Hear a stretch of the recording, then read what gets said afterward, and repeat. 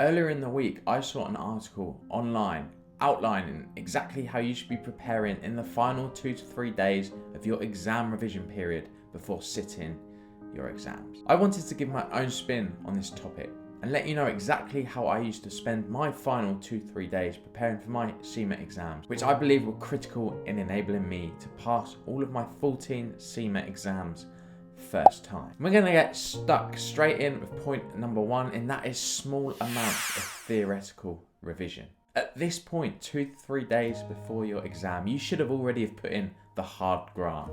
You should be exam ready. Final 2 to 3 days are about keeping that knowledge within your mind. Write condensed notes, spend time quickly skim reading and actively recalling the revision. You should not be learning new topics. It's about having a light touch on revision in the final 2 to 3 days because you want to create a relaxed and calming environment. You do not want late nights, hectic days, full days of revision cramming directly before your exam. And then at number 2, we go into question practice. Again, a light touch on question practice. At this point, you should have an access to a question bank that may have, let's say, 60 questions, and you just want to work through these casually and in your own time. You don't want to be putting pressure on yourself to absolutely having to know and cram as many questions in as possible because there are loads of topics that you're not comfortable on. It's about going through questions at your own pace, boosting your confidence by getting a large amount of questions right and enforcing to yourself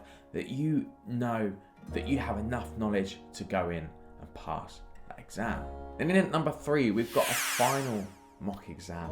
I used to do 1 mock exam in the final 2 to 3 days for every single exam. The important bit here is that I never used to do this under timed conditions. And the reason being is because I didn't want the pressure of having to perform well on a mock 2 to 3 days before my exam, with the possibility that I could score extremely badly on this mock, knock my confidence, and then it just makes me extremely stressed for the exam experience. By getting a mock exam, getting 60 questions and answering them untimed, it gave me the time to make sure that I actually knew how to answer the questions. And if there were any questions at this point that I didn't know how to answer, then it gave me the opportunity to understand and learn. By not having the time pressure, it meant that I scored well on these mock exams, and it meant that I went into the exam confident in my own ability. My exams under time exam pressure had been done 1, 2, 3 weeks before I actually sat the real exam. One of the key parts of your exams is being in a good mental state of mind for taking and sitting your exams. And that's why my 4th tip is to eat well. You want to be fueling your brain with superfoods. You do not want to be fueling your brain with rubbish beige food. Food has a big impact on your ability to concentrate. If you cannot concentrate, you're going to make mistakes and you're going to answer questions wrong. So in the days leading up to your exam, focus on doing revision in a casual and relaxed environment, eating well so that you can fuel your body to be ready for that exam day. In my opinion, feeling healthy is the most important element when it comes to you going into the exam room on that exact day. My 5th point for preparing for your exam in the final 2 to 3 days is to get some exercise. When I was studying for my exams, my company gave me 2.5 days study leave.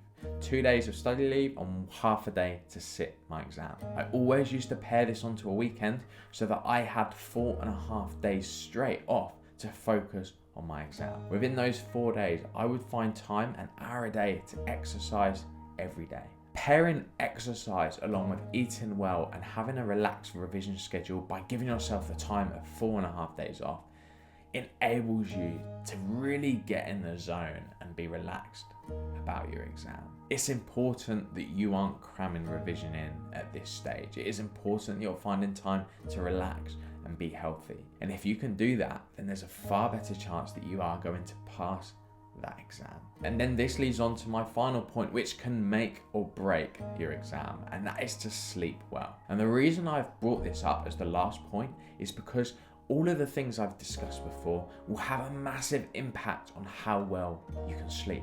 Sleep epitomizes and could make or break your performance on the day. You could know all of the questions in the world, But if you're tired and your brain makes mistakes on that particular day, then I'm afraid there's nothing that you can do about that. You wake up on that exam day tired, you can't concentrate, you make mistakes, you get more questions wrong than if you were well rested, well fueled, and well prepared for your exam. I hope you found this video useful today. For those of you who are going in to sit in your exams in the very near future, I've got a video right up here which are my top tips on how you can pass your objective test exams. So if you are sitting your objective test exams, then please do make sure you check out that video. But that is all for me today. I hope you enjoyed the video, and I'll see you all again soon. Goodbye.